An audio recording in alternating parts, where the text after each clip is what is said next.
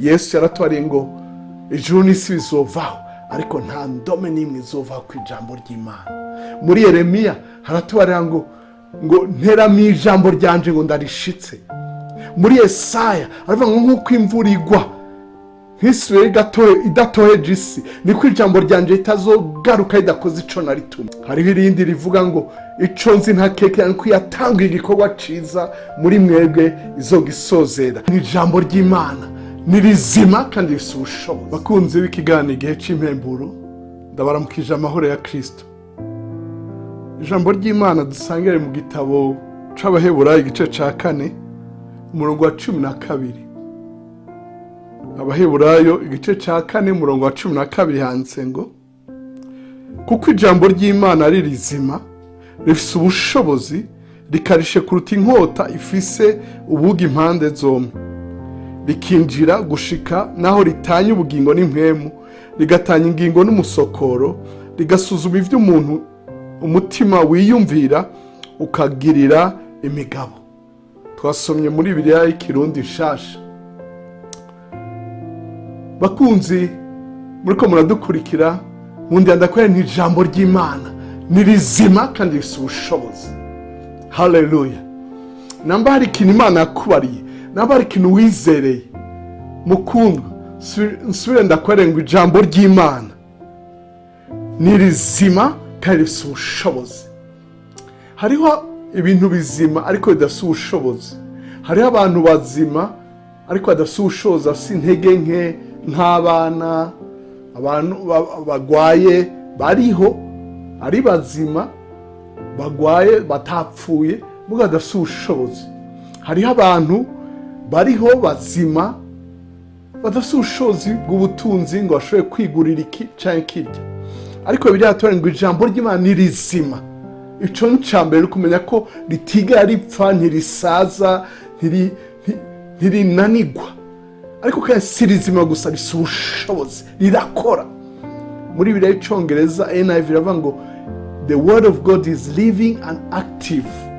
Ni rizima kandi rirakora, riri active, rirafise ubushobozi.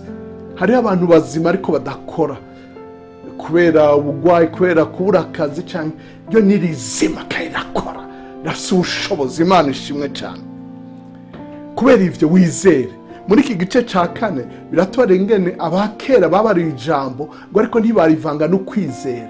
Kumbure biyumviye ko ridafise ubushobozi, biyumviye ko ridakora, kumbure biyumviye ngo ryaratevye. Mukundwa ni rizima kandi rirakora. Ico Imana gusezerane kizoshitswa.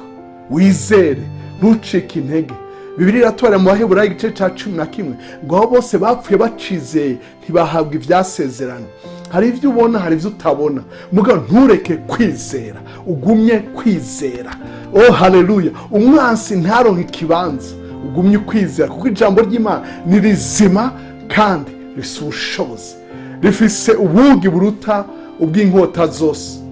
Muri Bibiliya ya kera avuga ngo rifise ubukuba, ni nk'umuyaga nkuba, rifise ubukuba, rifise ingene rikora, rikinjira mu magufa y'umuntu akaba muzima. Wari ku kidengeri imyaka myinshi agahaguruka, wari ku kirago baje bahetse agahaguruka, wari mu mva agasohoka.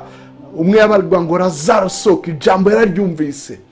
Yesu yaratwariye ngo ijuru n'isi bizovaho ariko nta ndome n'imwe izovaho ku ijambo ry'Imana.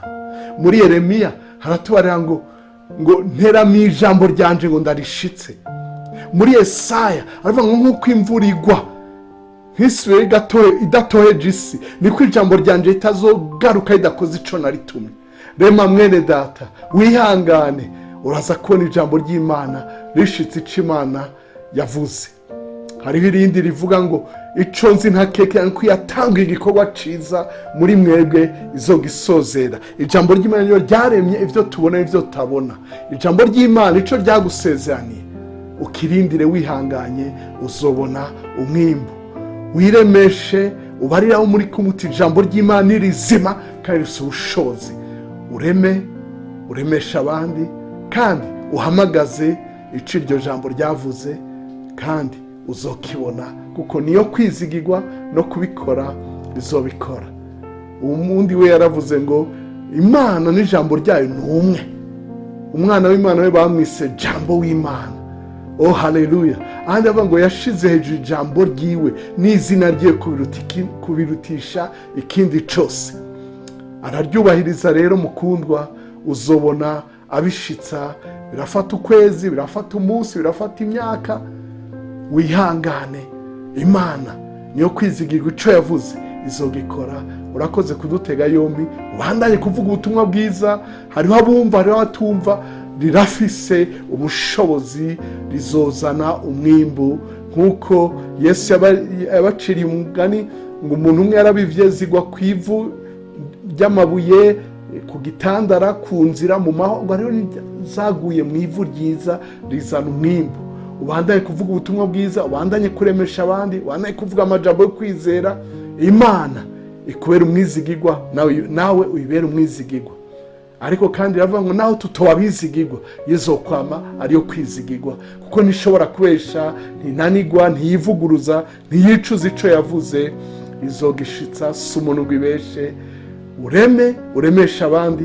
Urakoze kudutega yombi, urakoze kwizera ijambo ry'Imana, urakoze kuryamamaza, kandi twabashima ingene musangiza abandi ubutumwa bwiza bwo mu gihe c'impemburo, n'intahe mudushikiriza, n'amasengesho mudusengera, bikagenda neza. Uhoraho abahezagire. Murakoze kudutega yombi, muragahezagirwa n'umuremyi wanyu.